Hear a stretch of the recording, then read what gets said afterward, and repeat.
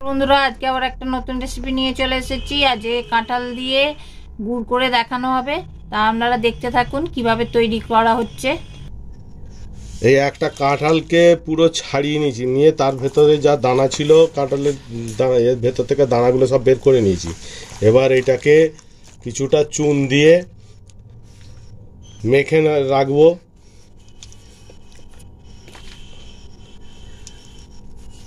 এই চুনটা ক্ষতিকারক হবে না, চুনটা ক্যালসিয়াম। এটা ভালো করে মেখে নিতে হবে। আর গলা কাঁঠাল হল নয় তো, একটু খাজা কাঁঠাল, এ থেকে রসটা একটু কমই বেরোবে। গলা কাঁঠাল হলে পরে রসটা বেশি বেরোবে। এটা মেখে আমি আধ ঘন্টা রেখে দেবো। এটা এবার চাপা দিয়ে রেখে দেবো। দেখুন কত রস বেরিয়েছে এই পাশে। এবার এটাকে এরকম একটা কাপড় বা গামছা নিয়ে নেবেন। এবার তাতে অল্প অল্প করে দিয়ে রসটা বের করে নেবেন।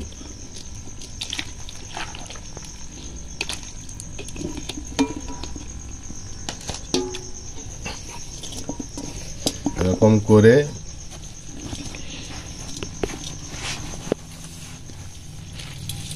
দেখুন কত রস বেরোচ্ছে। দেখুন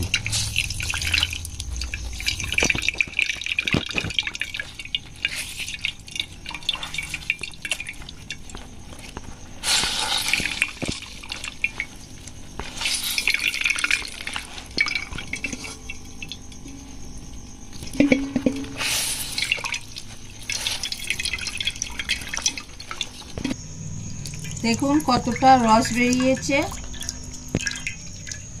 খাজা কাঁঠাল তাই, নাহলে আরো বেরোতো গলা কাঁঠাল হলে।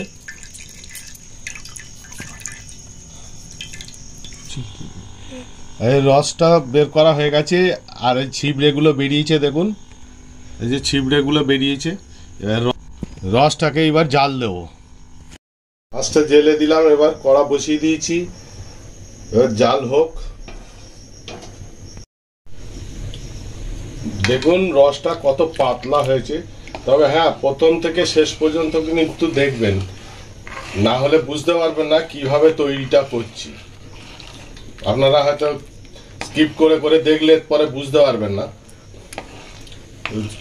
প্রসেসটা পুরো দেখলে জিনিসটা তৈরি করতে পারবে না। তখন না হলে স্কিপ করে করে দেখলে বুঝতে অসুবিধা হবে, আর তখন দেখবেন হয়তো হয়নি, তখন আবার আমাদেরকে একটু গালাগালি পারবেন। এই জন্য বলছি পুরোটা দেখবেন। জাল দিচ্ছি ফুল আঁচ দিয়ে, হ্যাঁ, ফুল ফ্লেম রেখে। এই যে ওপরটা দেখছেন, এই যে ফেনাটা উঠছে, এতে চুনটাও আসছে। এটাকে কেটে কেটে ফেলে দিতে হবে।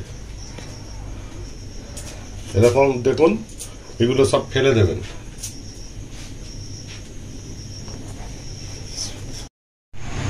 দেখুন কতটা কমে গেছে, রংটাও দেখুন লালচে হয়ে গেছে আস্তে আস্তে। এইভাবে জাল হতে থাক।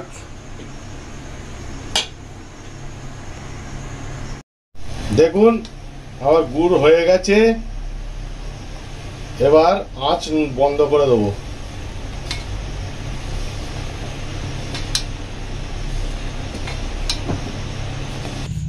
এবার গুড়টা একটা জায়গায় তুলে রাখা হচ্ছে। দেখুন কত সুন্দর গুড়টা হয়েছে। এরম ভাবেই বাড়িতে তৈরি করে খেয়ে দেখবেন, খুব ভালো লাগবে। আর আমাদের চ্যানেলটা বেশি করে দেখবেন, সাবস্ক্রাইব করবেন, বেশি করে শেয়ার করবেন, আর লাইক করবেন। কমেন্টস বক্সে কমেন্টস করে জানাবেন আজকের রেসিপিটা আপনাদের কেমন লাগলো।